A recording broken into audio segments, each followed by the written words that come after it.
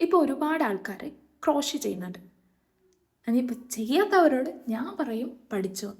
കാരണം എന്ന് വെച്ചാൽ നമ്മൾ സ്ക്രീൻ ടൈം കുറക്കാനോ അതേപോലെ തന്നെ കുറച്ചുകൂടി ഫോക്കസ്ഡ് ആയിരിക്കാനും നല്ലൊരു സാധനമാണ് ഈ ക്രോഷ്യ എന്ന് പറയുന്നത്. ഇത് ചെയ്യുന്നവർക്കേ ഇതിൻ്റെ ഒരു സുഖം മനസ്സിലാവും. ഇതിൻ്റെ മറ്റേ പ്രത്യേകത എന്താ വെച്ചാൽ വളരെ സിമ്പിളാണ്, വളരെ അഫോർഡബിളാണ്. സിമ്പിളാന്ന് പറയുന്നത് വെച്ചാൽ നമുക്ക് ഒരു 2 മിനിറ്റൊക്കെ ഒന്ന് ഫോക്കസ് ചെയ്തിരുന്നാൽ നമുക്ക് എങ്ങനെയാണ് ചെയിൻ സ്റ്റിച്ച് ചെയ്യേണ്ടതെന്ന് മനസ്സിലാവും. ഞാൻ ഇപ്പം ചെയ്തത് ചെയിനാണ്.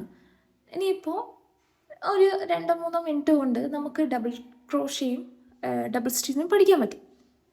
വളരെ സിമ്പിളാണ്, പക്ഷേ നല്ല പേഷ്യൻസ് വേണം. ഒന്ന് പഠിച്ച് കിട്ടാൻ കുറച്ചൊന്ന് കഷ്ടപ്പെടാം. ക്രോഷ്യ എനിക്ക് ഇൻട്രൊഡ്യൂസ് ചെയ്തത് എൻ്റെ ഉമ്മയാണ്. ഞാൻ 5-ലോ 6-ലോ ഉള്ള സമയത്താണ് ഞാൻ ക്രോഷ്യ ചെയ്യുന്നത്, ആദ്യമായിട്ട് കാണുന്നത്. ഉമ്മ പലതും ചെയ്യായിരുന്നു. അപ്പോൾ എനിക്ക് ഫസ്റ്റ് പഠിപ്പിച്ചത് ചെയിൻ സ്റ്റിച്ചാണ്. അത് തന്നെ കൈകൊണ്ട് ചെയ്യുന്നതാണ് എനിക്ക് പഠിപ്പിച്ചു തന്നത്. അങ്ങനെ ഞാൻ 1-2 കൊല്ലം ഇത് തന്നെ കൈകൊണ്ട് ചെയ്യുക, ഈ ഹുക്ക് യൂസ് ചെയ്യാണ്ട് കൈകൊണ്ട് ചെയ്ത് ഒന്ന് സെറ്റായ സമയത്ത്, ചെറുതാണല്ലോ കുറച്ച് ടൈം എടുത്തൊന്ന് വൃത്തിക്ക് വരാൻ, അത് കഴിഞ്ഞിട്ടാണ് ഉമ്മ എനിക്ക് ഡബിൾ സ്റ്റിച്ച് പറഞ്ഞു തരുന്നത്. അത് ഞാൻ ചെയ്ത് ഓരോ പ്രൊജക്റ്റ് ഉണ്ടാക്കാൻ തുടങ്ങി. പിന്നെയാണ് യൂട്യൂബൊക്കെ ഭയങ്കര പോപ്പുലറായത്.